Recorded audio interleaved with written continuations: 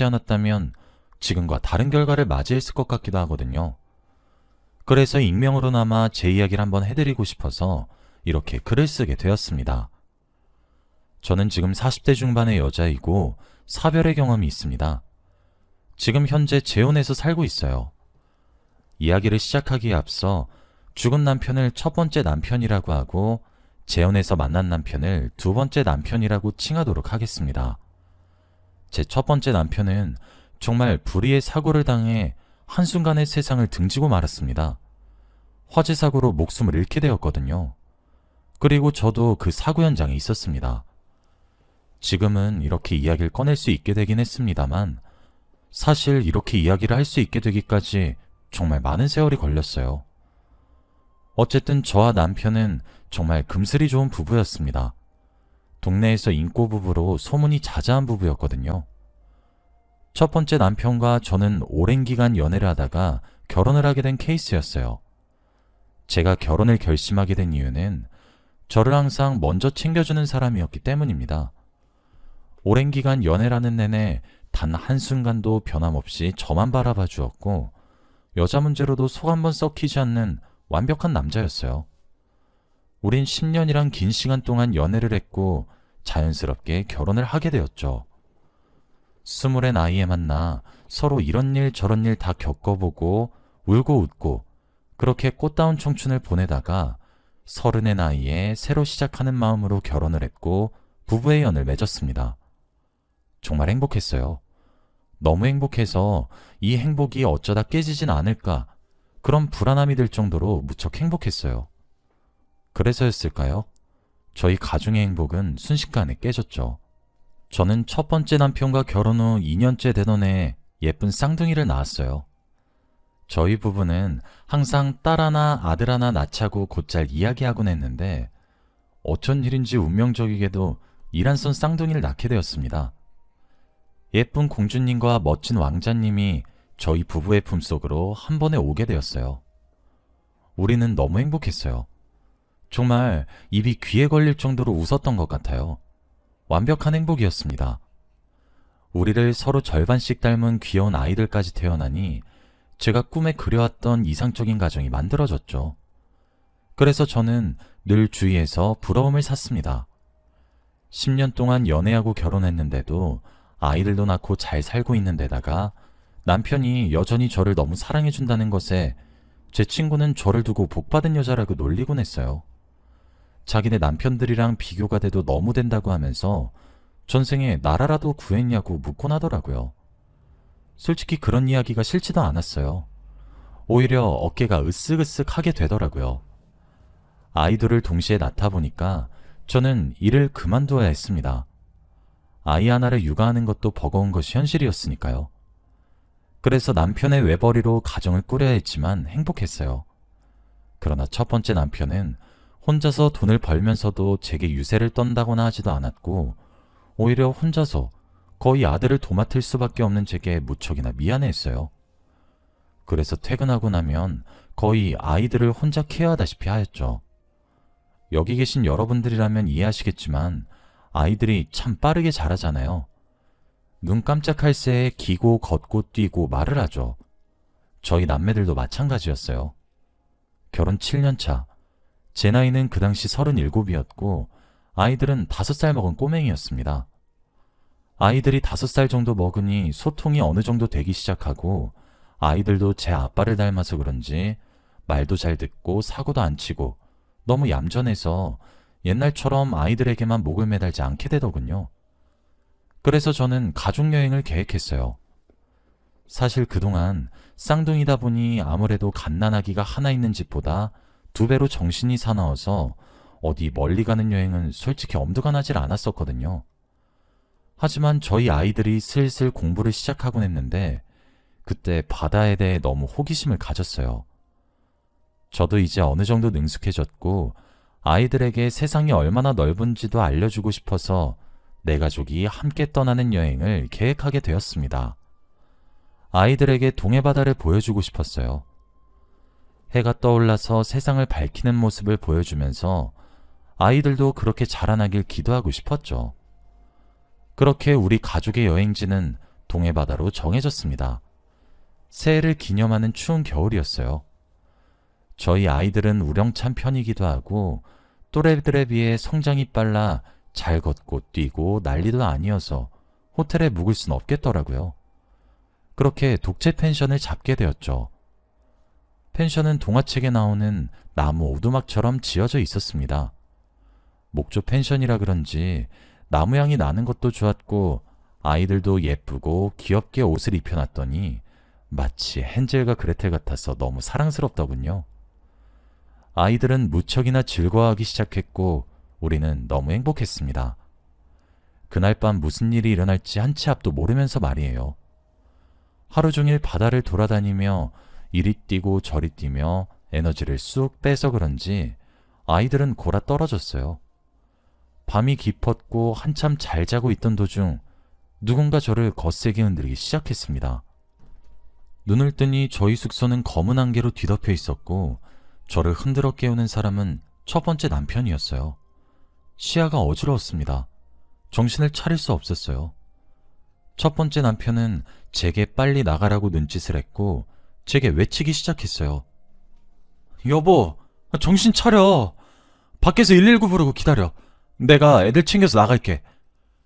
그제서야 주위를 둘러보니 집이 환하게 밝다 싶었더니 그게 거센 불길이었고 그 가운데 우리 부부가 있었고 아이들이 잠든 방은 문이 굳게 닫혀 있었습니다.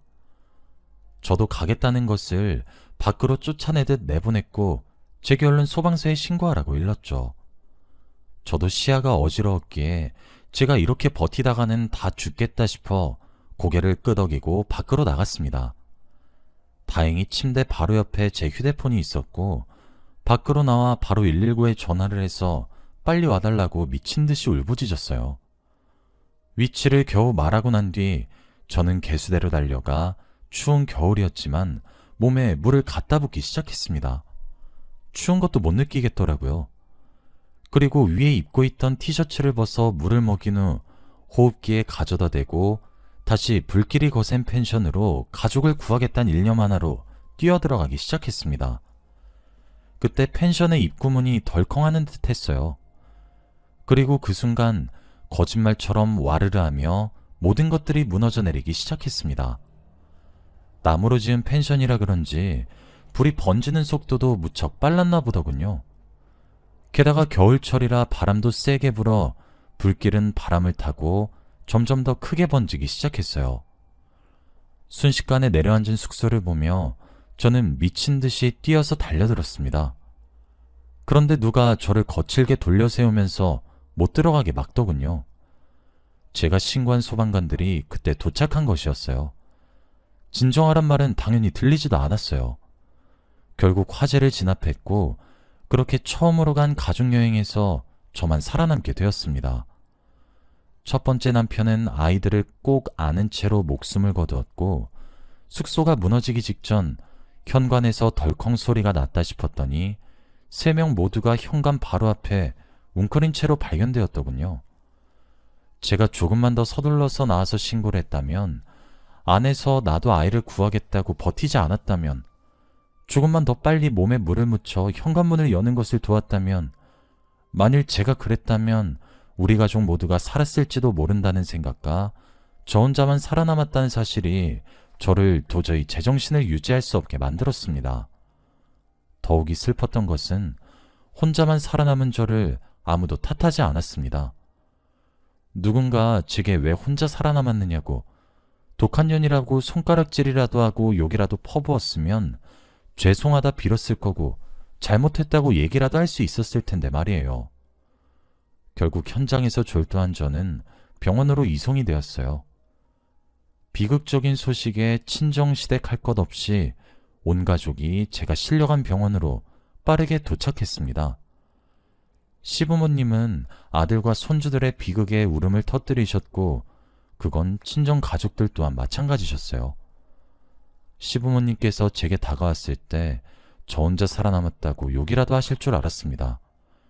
그런데 저를 꽉 안아주시며 저라도 살아남아 다행이라고 하시는데 얼굴을 들 수 없었어요.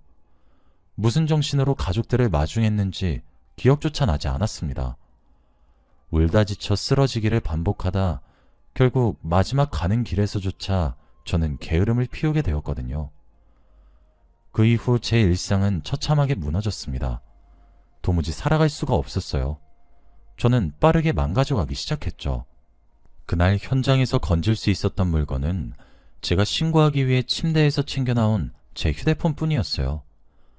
휴대폰 속에 그날 여행에서 찍은 우리들의 사진이 담겨 있었는데 전 하루 종일 그것만 봤습니다.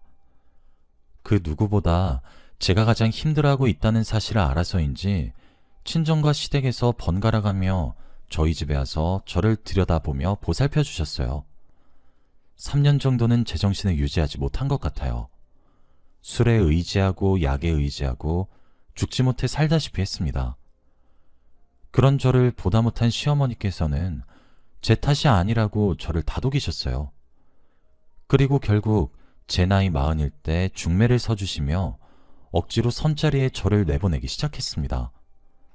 저는 어떻게 가족을 잊냐고 절대 잊지 못한다고 거부했지만 시어머니가 제게 저라도 살아달라고 간곡히 부탁하셨어요.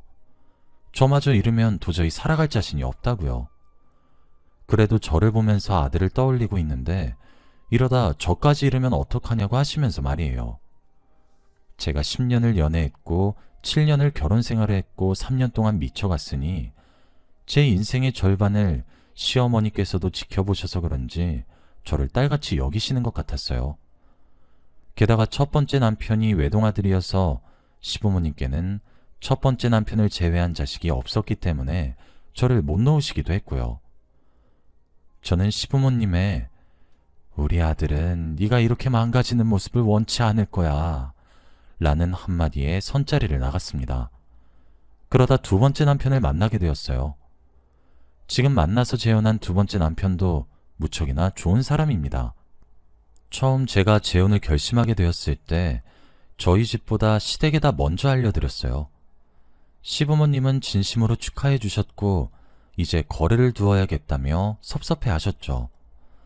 저는 첫 번째 남편 대신 살아남았다는 생각을 항상 하고 있었기 때문에 재혼하기 전에 두 번째 남편에게 한 가지 양해를 구했어요. 우리는 재혼을 하는 거지만 시부모님께서는 내가 망가지셨을 때 챙겨주셨고 자기 아들이 죽고 며느리 혼자 살아남았는데도 내게 나쁜 소리, 모진 소리 한 번 하지 않으시고 사랑으로 돌봐주셨던 분이라서 나는 그들을 외면할 수 없다고 말이에요. 당신의 집안에 며느리 노릇을 하지 않겠다는 말이 아니라 원래 시부모님들이 나를 들여다봤던 것처럼 나도 그분들을 한 번씩 들여다보며 받은 사랑을 돌려드리고 싶으니 이해해달라고 말이에요. 두 번째 남편 또한 과거 사별하고 저와 재혼하는 사람이기 때문에 충분히 제 심정을 이해할 수 있다고 제 의견을 존중해주면서 입장 정리만 잘해달라고 했어요. 그 이야기를 해드리니 고맙다고 하시며 우셨죠. 재혼으로 인해 만나게 된 새로운 시댁에서도 모든 상황을 아시고 어렵게 이해해 주셔서 제 결혼식에 첫 번째 남편의 부모님들도 초대할 수 있게 되었고요. 두 분 모두 기쁜 마음으로 제 재혼을 축하해 줬죠. 그렇게 평화롭게 지내던 어느 날이었습니다. 집에 돌아와 보니 누군가 제게 소송을 보냈더군요. 생전 처음 들어보는 이름이었고 제가 가진 재산에 대한 반환을 요구하고 있었습니다. 깜짝 놀라 변호사를 찾아가 자초지종을 알아보니 첫 번째 남편의 친자라고 주장하는 아이와 그 엄마가 나타났고 사고로 죽고 나서 받은 남편의 보험금과 기타 재산들의 유류분 반환을 청구하고 있다는 이야기였습니다. 저는 처음부터 끝까지 단 하나도 이해할 수 없었습니다.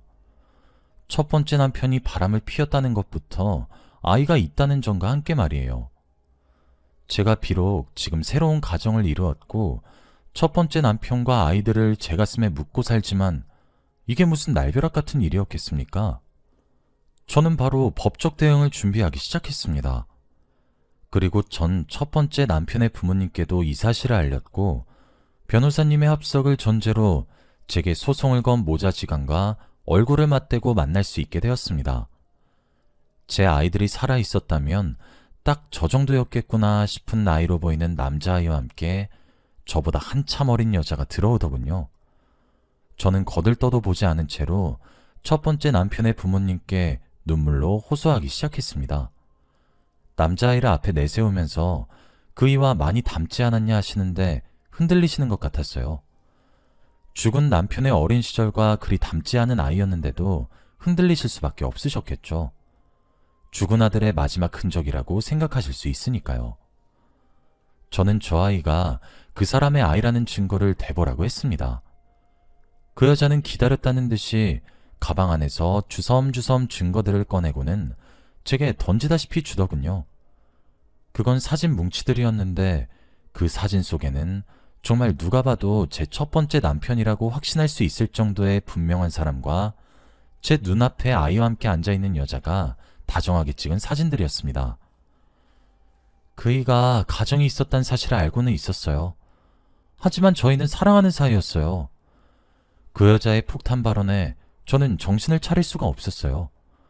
구역질이 치밀어 올라 그 자리를 도망치다시피 뛰쳐나왔습니다. 그래도 첫 번째 남편의 부모님들께선 제가 더 걱정이 되신 것인지 전부 다 절 따라 나오셨더군요. 한참을 맑은 공기를 들이마시고 내쉬고를 반복하며 진정하려고 했습니다. 그런데 환기를 시키니 머리도 차갑게 냉정해지기 시작했죠. 저는 죽은 남편이 저를 배신하는 행위는 하지 않았을 거란 생각이 좀 더 확실해졌어요. 저는 첫 번째 남편의 부모님들을 설득하기 시작했습니다. 어머님이랑 아버님도 아시잖아요. 저건 거짓이에요. 그이가 제게 그랬을 리가 없단 걸 세상 그 누구보다 저만큼 아시잖아요. 제 말에 아무런 대꾸도 하지 않으셨죠.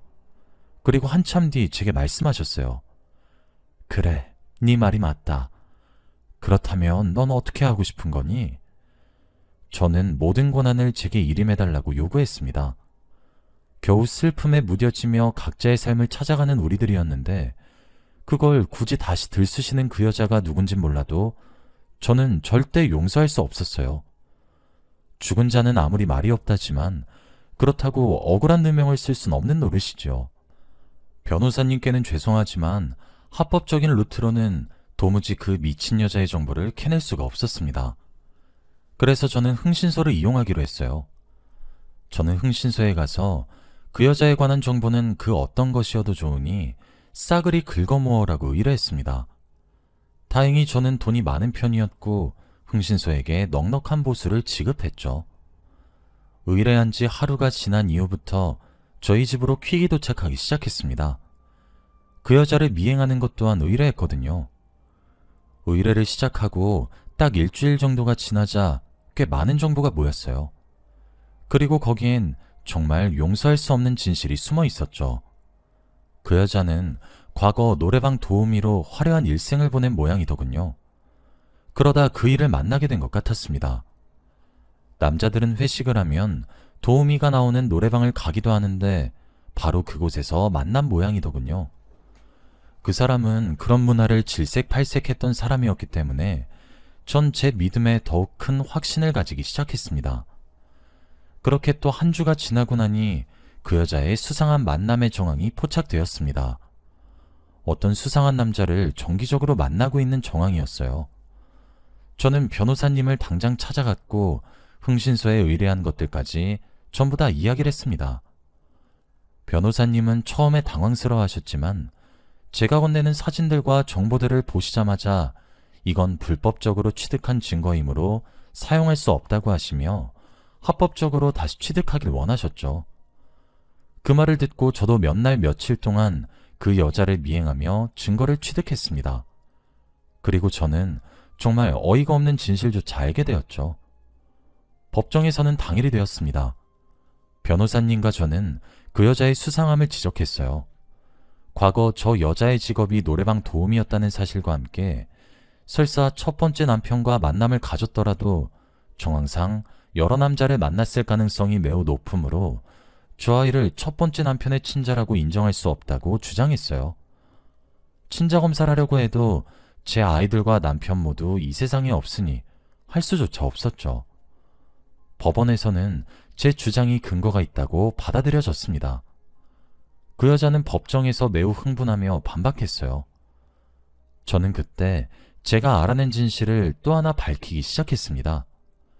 그 여자가 주기적으로 만나고 있는 남자에게 아이가 살갑게 아빠라고 부르며 달려가 안기는 동영상을 근거로 제출했고, 동영상과 사진들을 보면 알다시피 수상한 남자와 아이가 매우 유사하게 닮아 보이기 때문에 두 사람의 유전자 검사 진행하기를 정당하게 요구했습니다. 그 여자는 눈에 띄게 당황하는 듯 했고, 법원에서는 제 주장을 유효하다 판단했어요. 그렇게 두 사람의 유전자 검사를 시행했죠. 다음 공판에서 그 결과가 공개가 되었는데 제 예상이 맞아 떨어졌더라고요. 검사 결과 그 여자가 주기적으로 만나는 남자와 그이의 아이라고 주장했던 아이의 친자 검사가 완벽하게 일치하는 결과가 나왔거든요. 그 여자는 결국 생판 남의 아이를 이용해 제 남편의 목숨값을 빼돌리려고 했던 거였습니다. 알고 보니 그 여자는 어쩌다 죽은 남편의 회사 사람들을 다시 한번 만나게 되었고, 그 당시 유달리 순진하게 굴어서 기억에 남았던 첫 번째 남편에 대해 회사 사람들에게 묻다가 그 사람의 죽음을 알게 되었다고 했습니다. 그 여자가 증거라고 내밀었던 다정한 연인 같은 사진들조차 모두 합승에 의해 조작된 증거였고, 첫 번째 남편이 가진 재산이 많았다는 정보를 입수하고 이 같은 범죄를 저질렀던 것이었습니다. 저는 죽어서 말이 없는 그 사람의 명예를 그렇게 지켜내었고 그 여자를 법적으로 고소했어요. 그 여자는 그제서야 제게 울며 불며 빌기 시작했고, 그런 그 여자를 보며 아이는 울음을 터뜨리더군요. 저도 누군가의 엄마였던 적이 있었던 사람이라 가슴이 아팠지만, 그렇다고 해서 죄가 없어지는 것은 아니라고 생각해서 그대로 고소를 지금 진행 중에 있습니다.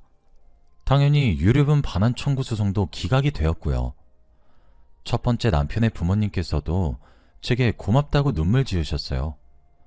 저는 절대 용서하지 않을 생각이고 끝까지 추적해서 모든 죄를 탈탈 털어내려고 하고 있어요. 엊그제 제게 합의를 하자며 저를 찾아와서 무릎을 꿇고 용서해달라며 두 손을 모아 싹싹 빌더군요. 너무 형편이 어려워서 잠시 큰돈에 눈이 멀었었던 것 같다고, 제가 아이까지 잃어서 친자관계를 입증하기 싫어서 대충 둘러대며 재산을 가지려고 했던 것 같다고, 두 번 다시 눈에 띄지 않고 조용히 살 테니 제발 한 번만 봐달라고 하더군요. 전 그 여자의 얼굴에 물을 끼얹고 비웃으며 그 자리를 떠났습니다. 죽은 남편과 죽은 제 아이들을 위해서라도 제게는 절대 합의란 없을 것 같아요. 여기까지가 제 이야기입니다. 긴 이야기 들어주셔서 감사합니다.